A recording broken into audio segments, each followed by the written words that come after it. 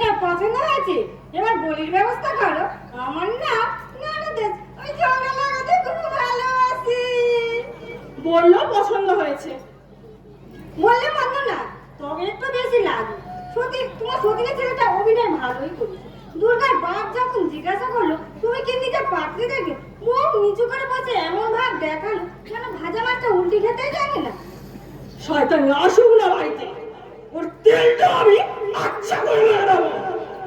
কি বলবো ভাই, তোমরা চলে আসার পর সে কি মুখ, সে কি মুখ, মুখ তো নয় যেন আস্তা মুখে যা আসছে তাই বলে যাচ্ছে। বলছে আমার হাতে যদি পড়ে দুদিনে ঝেঁটে ঝেড়ে দেবো। বললো আমি এই চোখ কুচিয়ে বলছি ভাই, আমি যদি মিথ্যে কথা বলি আমার মুখে পোকা পড়বে। আমি অনেক কষ্টে দুর্গা বাপকে পাঠিয়েছি, আমার বিদায়টা কিন্তু একটু দেখে শুনে দিও ভাই। আচ্ছা তোমরা দুজন তো? বলে যা দুজন কি, আমি তো একা। কেন লগার মা? হ্যাঁ আমার পড়া কপাল, একটা কথা বলেছে লাগার মা, 30 তো আমি করলাম।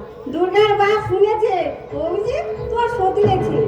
আমি তখন বললাম এত বড় সম্পত্তি অর্ধেক অংশ পাবে ওই ছেলে। সেই শুনে তো নরম হলো। ঠিক আছে, কাজটা আগে ঠিকঠাক হয়ে যাক, তারপর তোমাদের ব্যবস্থা আমি নিশ্চয়ই করবো। হ্যাঁ তোমাদের কেন, তোমাদের মানে আমাকে দেবে। আমার নাম ননদাসি, ওই ঝগড়া লাগাতে খুব ভালোবাসি। তুমি ভজিয়ে এলে? বিয়ে ঠিক হয়ে গেল। তুমি ভজিয়ে এলে? নয় তো কি, তুমি ভজিয়েছো। এতক্ষণ ধরে ভেজর ভেজর করলো ওটাকে।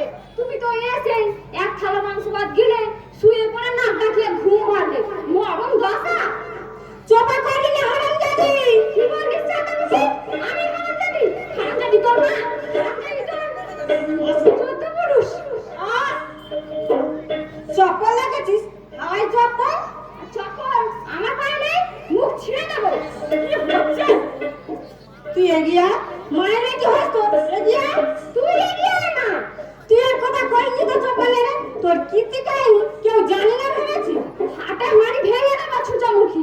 তোমরা থামবে? ওই ছোট লোকটা মরি মরি মরি, কি একাই ঘনিয়ে এলো রে। ভদ্রলোকের ন্যায় ভাইজির বিয়ে দিতে পারেনি, অনেক রিক্সাওয়ালার সাথে পালিয়েছে। তারা তো আমারও কথা। আর তোর বন্ধু যে তোমাদের দুটোকে না তোমরা ধাক্কা দিয়ে বাড়ি থেকে বের করে দেবো। তাই দেওয়া উচিত, দিলে যদি শিক্ষা হয়। গতকালকে চলে ঘেন্না হয়। শুনছো শুনছো তুমি শুনছো, আমি কারো নাম বলিনি। ছুটে ছুটে গায়ে রেখে গেল। আচ্ছা তোমরা দুজন বন্ধু তো? ও আমার ইয়ে বন্ধু। আচ্ছা তুমি বলো দিদি, আমাদের ঝগড়াটা কিসে? আমি ঝগড়া করেছি পেঁচামুখী? চাঁদামুখী কথা শুনলে অঙ্গ চলে যায়। আমি আসছি দিদি, কথাবার্তা হলো আপনার সঙ্গে? হ্যাঁ বললেন আমাদের কোনো দাবি নেই, তবে আমরা শুধু হাতে মেয়েকে পাঠাবো না, হাতে কানে গলায় দিয়ে দেবো। তবে একটা ফুটফুট থেকে গেল, ছেলে একটিবারও মুখ তুলে তাকালে না। ভীষণ লাজুক তো। তোর মেয়ের ভাগ্য ভালো, আমার কার্তিকের মতন স্বামী পাচ্ছে। ছেলে তো নয় যেন ইয়ে। ছেলের কথা বাদ দাও, আর শাশুড়ি অমন মাটির মানুষ। মানুষ কি দেবী, দেবী জগদ্ধাত্রী, শিবের স্ত্রী অন্নপূর্ণা। শুক্রবারে আপনি হয়তো বিয়েতে যাচ্ছেন না, আমি আপনার হাত ধরে মিনতি করছি, আগের কথা ভুলে যাবেন। দুর্গা ছেলে মানুষ, মাথা গরম, বিচ্ছিতে মার্জনা করবেন। সে তোকে বলতে হবে না বউ, মাটি নড়বে কিন্তু শাশুড়ি নড়বে না। শুনছো কি বললে? তোমাকে বলিনি। জলদি ছুটি দিতে ইচ্ছে করে। কাকে? না ভাই তোমাকে বলিনি। আমি তাহলে এখন আসছি। ঠিক আছে, কাজটা আগে ঠিকঠাক ভাবে হয়ে যাক। মেয়েকে না একটু বুঝিয়ে সুঝিয়ে পাঠাবে, যেমন ব্যবহার করবে তেমন ব্যবহৃত পাবে। সে আমি বলে দেবো, কোনো মাই চায় না যে মেয়ে শ্বশুর বাড়িতে গিয়ে অশান্তি করুক। আপনিও তো মেয়ের মা, আপনি কি চাইবেন মেয়ে শ্বশুর বাড়িতে গিয়ে তাদের মনোকষ্টের কারণ হোক? আসলে সবকিছু মানিয়ে নিতে হয় হবে উভয় পক্ষকে। দিদি?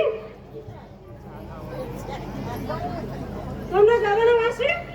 তুই আগে যা না, আমরা আসছি। শুনলে ভাই দুর্গার মায়ের কথা? বললে মানিয়ে নিতে হবে। তার মানে তোমাকে উল্টের মন জুগিয়ে চলতে হবে? তা তো হবে, শাশুড়ি মন জুগিয়ে চলতে হবে না।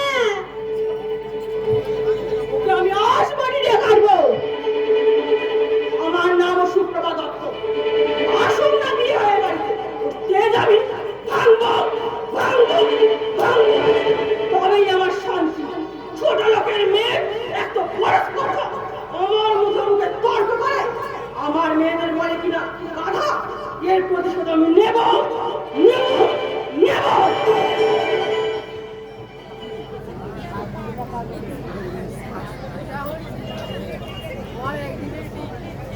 নাটকটা জমবে ভালো নাকি বলো ভাই সুহাস?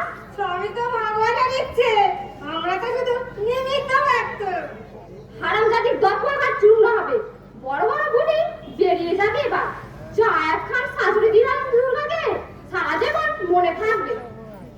আমার